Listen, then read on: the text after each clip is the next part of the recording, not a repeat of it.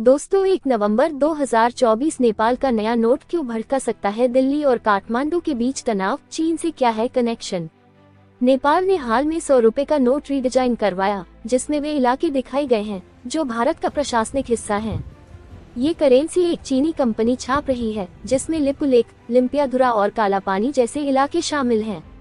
चीन की इस हरकत के साथ ही दोनों देशों के बीच चला आ रहा सीमा विवाद एक बार फिर उभर आया। पड़ोसी देश नेपाल ने एक बार फिर ऐसी हरकत की, जिससे भारत में नाराजगी दिखने लगी।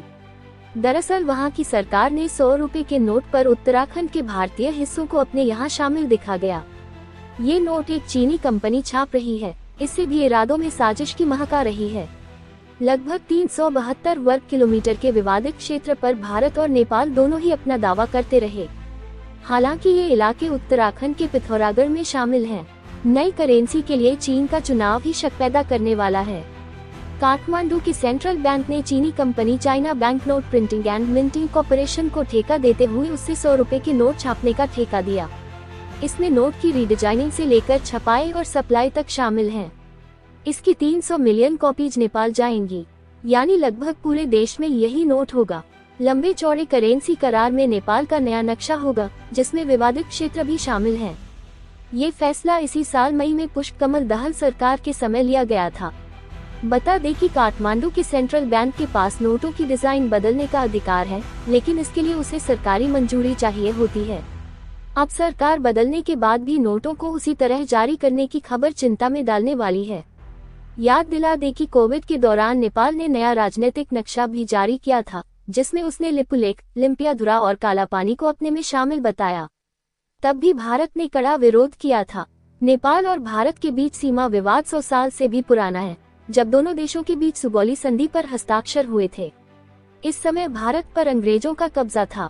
भारत, नेपाल और चीन बॉर्डर से लगे इलाके में एक घाटी है, जो नेपाल और भारत में बहने वाली काली नदी का उद्गम भी है। ये क्षेत्र काला पानी भी कहलाता है। यहीं पर लिपुलेख और लिम्पियाधुरा दर्रा है। नेपाल और भारत के बीच सीमा विवाद 100 साल से भी पुराना है, जब दोनों देशों के बीच सुगौली संधि पर हस्ताक्षर हुए थे। इस समय भारत पर अंग्रेजों का कब्जा था। भारत, नेपाल और चीन बॉर्डर से लगे इलाके में एक घाटी है, जो नेपाल और भारत में बहने वाली काली नदी का उद्गम भी है। ये क्षेत्र काला पानी भी कहलाता है। यहीं पर लिपुलेख और लिम्पियाधुरा दर्रा है। संधि के तहत काली नदी के आर पार के हिसाब से दोनों देशों की सीमाएं तय हुई।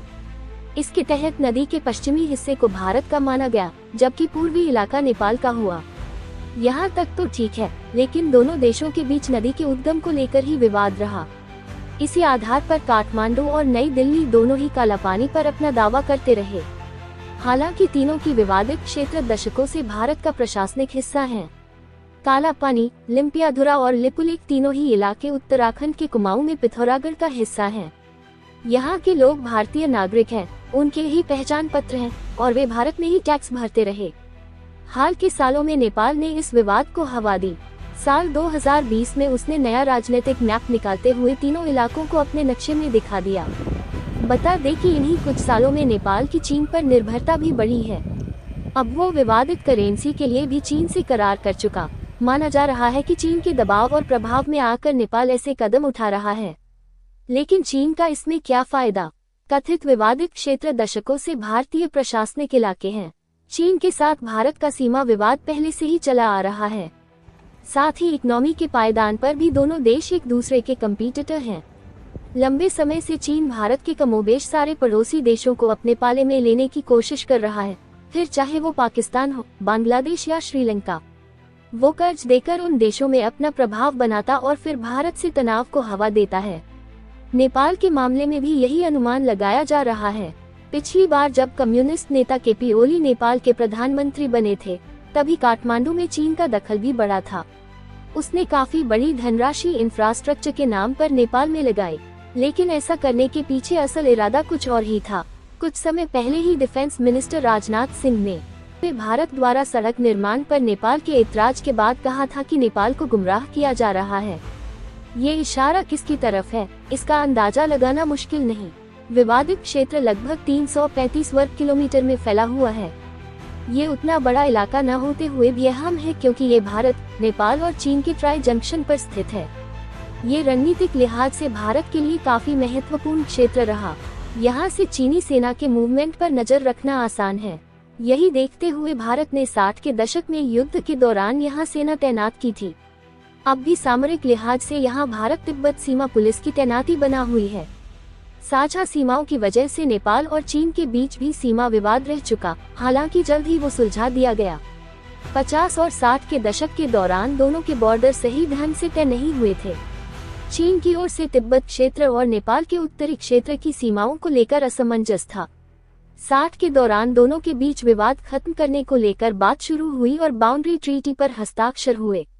इस संधि में दोनों देशों की सीमाएं साफ तौर पर चिन्हित करते हुए आर पार सीमा चिन्ह बना दिए गए ताकि भूल की कोई गुंजाइश न रहे।